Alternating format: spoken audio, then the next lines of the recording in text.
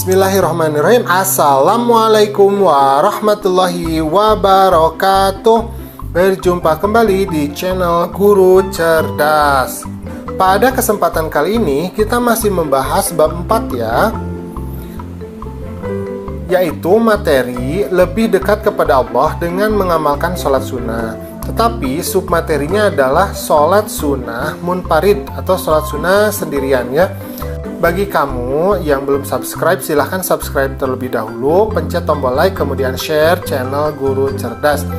Bagi yang ingin mengetahui materi yang sebelumnya, silahkan lihat di playlist. Oke, kita sekarang akan lanjut menuju ke pembelajaran. Sholat sunnah munfarid adalah sholat sunnah yang dilaksanakan secara individual atau secara sendiri-sendiri. Adapun sholat sunnah yang dilaksanakan secara munfarid itu adalah atau yang pertama adalah sholat rawatib. Kemudian yang kedua sholat tahiyatul masjid. Kemudian yang ketiga sholat istikharah. Kemudian yang keempat sholat. Sekarang kita akan membahas sholat rawatib terlebih dahulu ya.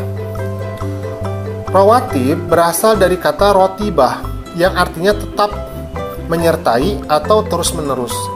Dengan demikian, sholat sunnah rawatib adalah sholat yang dilaksanakan menyertai atau mengiringi sholat fardu, baik yang sebelum maupun sesudah.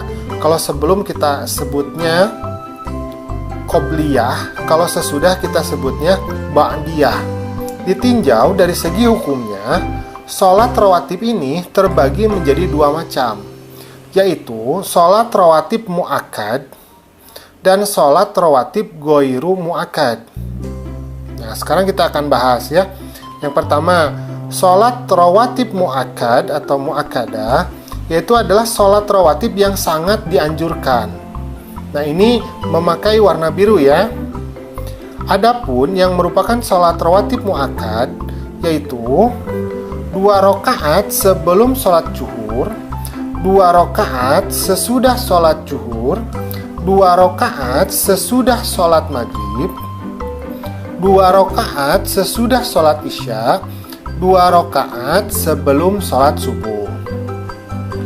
Nah, sekarang adalah sholat rawatib goiru mu'akkad atau sholat rawatib yang cukup dianjurkan untuk dikerjakannya. Nah, ini tandanya berwarna kuning. Adapun yang merupakan sholat sunnah rawatib goiru mu'akkad yaitu 2 rakaat sesudah zuhur, yaitu selain 2 rakaat yang mu'akkadah tadi ya. Kemudian 4 rakaat sebelum asar, 2 rakaat sebelum maghrib, 2 rakaat sebelum isya. Nah, sekarang jika ditinjau dari segi pelaksanaannya, sholat rawatib ini terbagi menjadi 2, yaitu yang pertama adalah qobliyah, yaitu yang dikerjakan sebelum sholat fardu. Yang kedua adalah ba'diyah, yaitu yang dikerjakan setelah sholat fardu. Nah, sekarang kita akan berbicara tentang tata cara melaksanakan sholat sunnah rawatib. Nah, yaitu sebagai berikut. 1. Niat menurut waktunya, apakah qobliyah, apakah ba'diyah. 2. Dikerjakan tidak didahului dengan azan dan iqomah. Ketiga, sholat sunnah rawatib ini dilaksanakan secara munfarid sendirian. Keempat, bila lebih dari 2 rakaat, gunakan 1 salam setiap 2 rakaat. Kelima, membaca dengan suara yang tidak dinyaringkan, seperti pada saat melaksanakan sholat zuhur atau sholat asar. Jadi suaranya pelan saja, tidak usah dikeraskan. Yang keenam, sebaiknya berpindah sedikit dari tempat sholat fardu, tetapi tetap menghadap kiblat. Jadi kalau kita sholat fardu di sebelah sini misalkan ya, kita bergeser sedikit lah ya. Boleh ke kanan, boleh ke kiri, boleh ke depan atau ke belakang. Nah, sekarang kita akan berbicara tentang sholat tahiyatul masjid, yaitu sholat sunnah yang dilaksanakan untuk menghormati masjid. Sholat ini disunahkan bagi setiap muslim ketika memasuki masjid. Sholat sunnah ini merupakan rangkaian adab memasuki masjid. Jika kita sudah masuk ke dalam masjid, hendaklah sebelum duduk kita mengerjakan sholat sunnah 2 rakaat. Jadi sebelum duduk ya, ketika masuk masjid masih berdiri, kemudian kita langsung melaksanakan sholat. Nah, itu namanya sholat tahiyatul masjid. Tata caranya sama seperti sholat pada biasanya dan tidak dinyaringkan, jadi pelan. Nah, sekarang sholat istikharah. Nah, sholat istikharah ini adalah sholat dengan maksud untuk memohon petunjuk kepada Allah dalam menentukan suatu pilihan terbaik di antara dua pilihan atau lebih. Jadi galau, ya. Ada dua pilihan. Nah, sholat istikharah tertuju pada suatu keinginan atau cita-cita yang sudah nampak adanya. Jadi cita-citanya dua-duanya sudah nampak nih, sudah mulai nampak ya.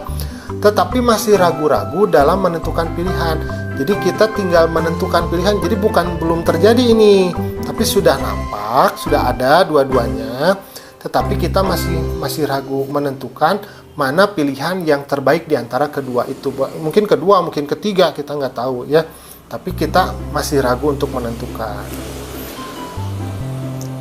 Nah, sholat istikharah ini boleh dilaksanakan kapan saja. Tetapi waktu yang terbaik dalam melaksanakan sholat istikharah adalah saat mulai pertengahan malam yang akhir. Jadi waktunya sebagaimana waktu sholat tahajud atau qiyamul lail, ya, seperti itu. Alhamdulillah, pembelajaran kita sudah selesai. Jangan lupa untuk melaksanakan sholat sunnah munfarid ya. Bagi kamu yang memerlukan catatannya, silahkan lihat di deskripsi. Dan bagi kamu yang ingin mengetahui materi yang sebelum ini, yaitu tentang sholat sunnah berjamaah, silahkan lihat di playlist. Atau bagi kamu yang ingin mengetahui materi yang selanjutnya, yaitu sholat sunnah yang bisa berjamaah maupun munfarid, juga silahkan lihat di playlist. Terima kasih sudah menyaksikan channel ini. Assalamualaikum.